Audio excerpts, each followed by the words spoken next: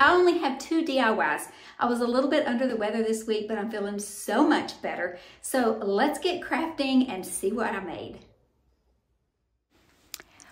We're going to start this DIY with this seat from an old chair. And I'm showing you how I just cut off a piece of the spindle that came out of it.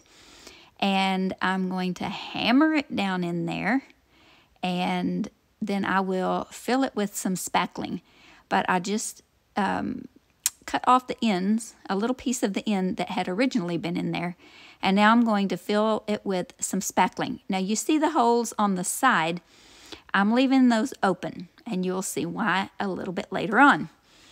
Okay, so my spackling was really dried up, but you know what? You can just add water and reconstitute it, and it works great. And I'm really not applying it with a paintbrush. I just needed to get it off the end of my stick that I started with. Now I'm just using a little old putty knife here and my Cricut tool to get it out of that little, that's actually the lid off of a hairspray can. So yes, we reuse and recycle everything around here that we possibly can. Okay, now they are completely dry, and I'm going to take it outside with my orbital sander and a piece of 150 grit, which is pretty rough. This is kind of like Velcro. So one of them's loop and one of them's not, and it just pops right on there. It's really super easy to use. If you don't have one of these in your arsenal, they are very well worth the money. You just turn this baby on and go to town. Super easy. You do not have to go with the grain of the wood. You just go in circles, up and down. Apply pressure, don't apply pressure, depending on how much you want to sand. Now I'm going to sand this entire seat until I get it to this smoothness that I want. Now I take the 150 grit sandpaper off and replace it with 400, which is a really fine grit sandpaper. And I'm just going to give it a little once over really quickly and just make it where it's a nice, smooth, paintable surface. It's so much easier to paint when it's nice and smooth. This is a step that's worth the extra 10-15 minutes that it took me to do it. It feels so nice and smooth. Thumbs up. Now, I have this Dixie Belle White Lightning Cleaner that I purchased from a lady in a booth at the antique store. She talked me into buying it.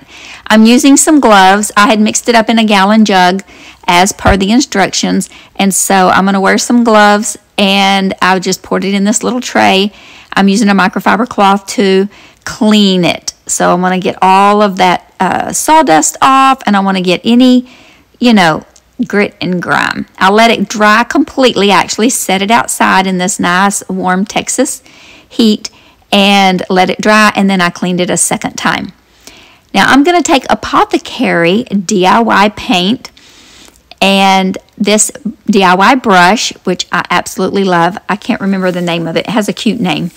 And I'm going to give this one really nice coat once I get the little crumbs out of my paint. I love this paintbrush. It's very smooth. You can see it just glides right through that paint. And then I decided it was a little bit too light, and so I decided to dry brush some Aviary, which is a beautiful, beautiful green. And I just dry brushed it, and then I just kept dry brushing until I got the right amount. And then I end up taking a little bit of weather wood and doing kind of the same thing with both colors. So I ended up getting it a little bit darker, but not taking away from that beautiful Cottagecore color. But I did leave the green in my brush. I just barely did dip it in that brown. And then see how I still have the green in my brush? It's not really a lot in there because, I had been wiping it out. And so I just wanted to kind of mix it where it wasn't completely brown, but we just kind of darken it up a little bit. And I dry brushed the sides of this as well, but I did leave the back that beautiful wood grain color. I'm going to use an IOD Transfer Joie de Roses. And these are beautiful.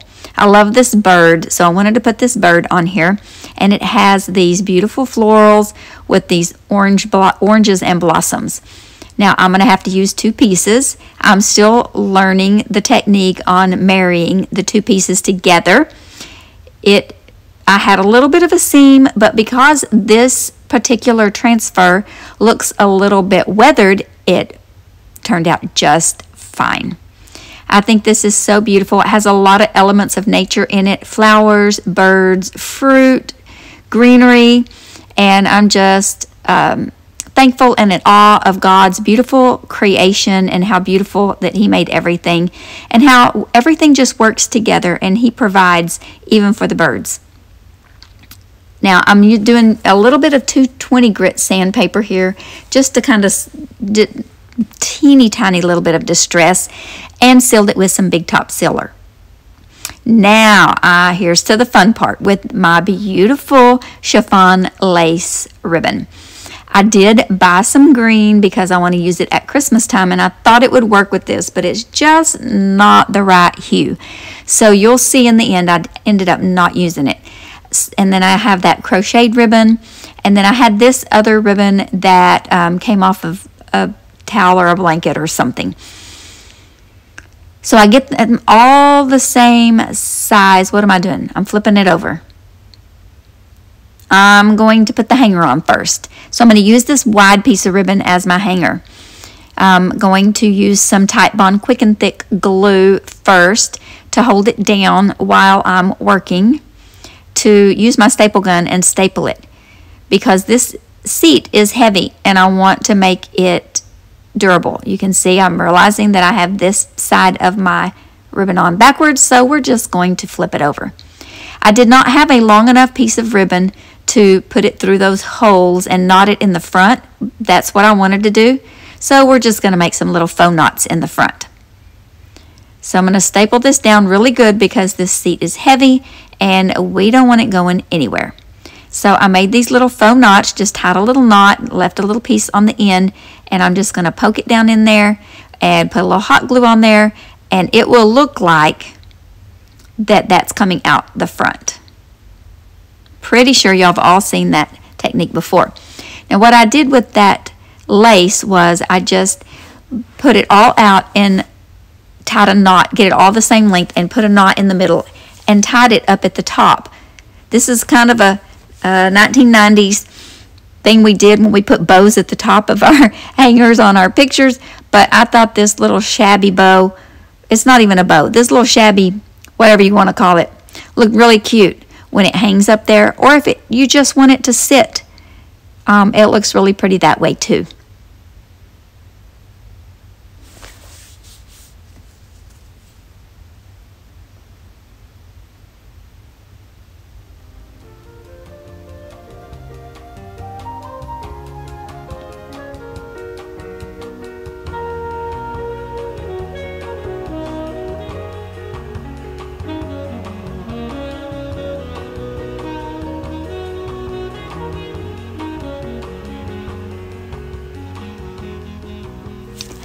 Found this little wooden box at the Creative Thistle Reuse store here, which is a crafting thrifting store, which is amazing. You can find it online as well, and it was only $3, so I snagged it up.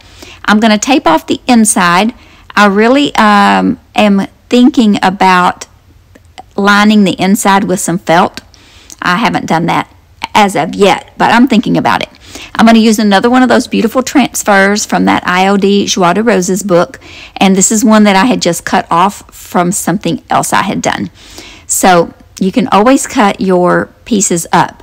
Now I'm using my little paint swatches to see what colors that I want to use, and I'm going to choose Old School and Sandy Blonde. I'm going to paint the bottom in Old School and the lid with Sandy Blonde. One coat does it good. This Old School is a beautiful dark gray with blue undertones. It is one of my favorite colors of paint by DIY. And I also love the Sandy Blonde. And both of these colors lend well to the transfer. I love having those little paint swatches. You could do it on just one board. You could do it on any kind of thing that you wanted to paint it on to have your sample colors. It really is a game changer. Now I'm going to use the Kindest Regards stamp and Stone Gray ink. I'm going to stamp it up really good, and then I'm going to put it on our lid. This is one of my favorite stamps. I think if I could only have one IOD stamp, it would probably be this one. It is very, very versatile. I would probably say that until it's the next stamp that I'm using. I'm going to hold it with one hand while I run my fingers over it, pressing it down. And sometimes when I'm pressing it down with the opposite hand, I'm really holding it in so that it really absorbs into that paint. Looks great. Then I have this little mold that came from the Apothecary molds by DIY. No, are they called the Apothecary molds? I can't even remember. Okay, correct me in the comments. I think that's what they're called. But I had this one as an overpour, like I had extra resin, so I just poured it in there. And it was in my stash, so I grabbed it, and I mixed that color using cowgirl coral and weathered wood. And now I'm just taking that 220 grit sandpaper and very lightly sanding the lid and a little heavier sanding the bottom of the box. And just look how beautiful that looks when you just sand it back just a little bit. There's the difference in the bottom. I didn't sand the bottom at all. And then look at the sides. It just gives it that little bit of distressed look. Now I've cut down my transfer the size I want it for the side of the box. And I'm always a little bit leery about using transfers with dark paint. I see other people do it and I think it looks beautiful, but I'm always really nervous. And I want this transfer to go around the edges just a little bit. So that's what I was telling you why it's a little bit long. But this transfer ends up looking absolutely gorgeous on this dark gray color. Now the edges of this transfer were a little bit hard to get to transfer. I had to rub a little bit just on the edges of the transfer, but it came out beautiful. And then we always want to take our carrier sheet and rub it gently to burnish it all in. There was one piece that, came loose while I was burnishing, and I simply tucked it back on there, pressed it down and held it for just a second with my thumb, and the work of my thumb just adhered it really good. And then I'm going to take that little sanding, and I'm not even pressing, I'm just barely holding it. Okay, I'm taking my letter press stamp, and I'm taking the numbers 1874. I do know the difference between letters and numbers, thank you.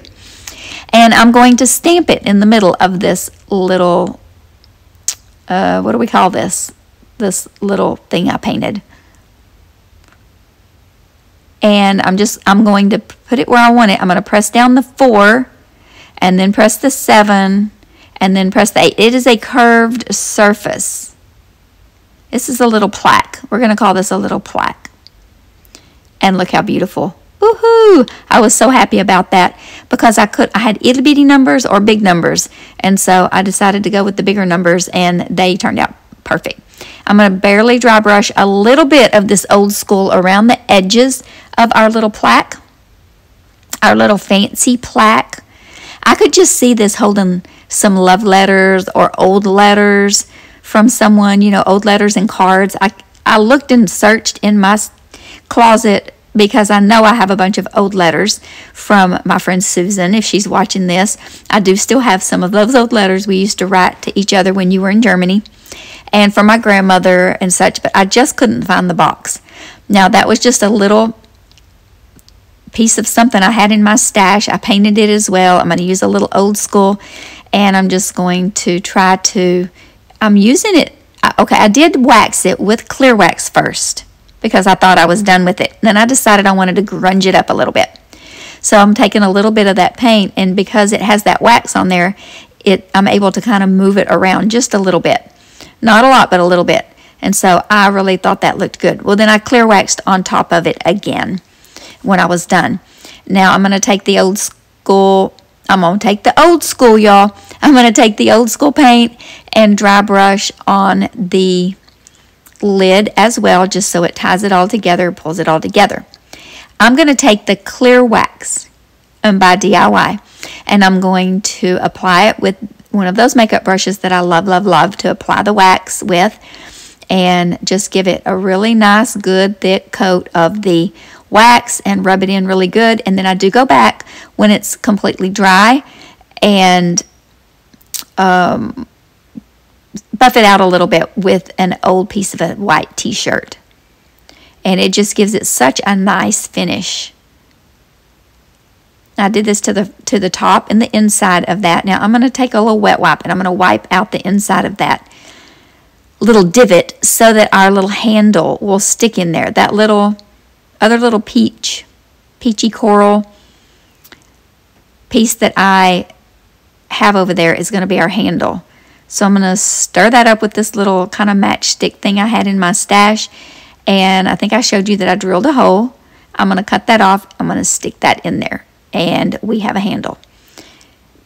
We're going to glue this down, get it positioned where we want. We're going to use some Titebond Quick and Thick for a good permanent hold, because this stuff, it does dry quick, and it is a really nice hold, and it holds a lot of different, you can use it on a lot of different surfaces. And then I forgot to clear coat it so with the wax, so that's what I'm doing here. And this project is done. Let me know what you think about this transformation.